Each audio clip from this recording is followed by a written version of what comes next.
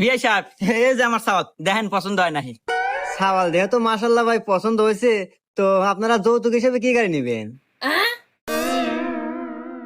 এই কথা এই না চাওয়াতে গাড়ি দিবে চাইতেছে, তাহলে একটা ভালো গাড়ি চা নাকি? R15 চাওয়া যায় নাকি?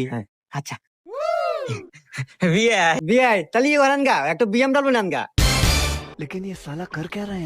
এই কথা ইনা দেখতেছি মালদার পার্টি রে কথা হওয়ার আগে এলে যায়। হুন, না চাওয়াতেই যদি ওই BMW দিবে চায়, তাহলে চালি বানিয়ে আরো কত কিনা দেয়। শুন কথা ইয়া করি ল্যাম্বরগিনি চাই, হব্বা ল্যাম্বরগিনি চাও। মেলাতে দাম, কোটি কোটি টাকা দাম।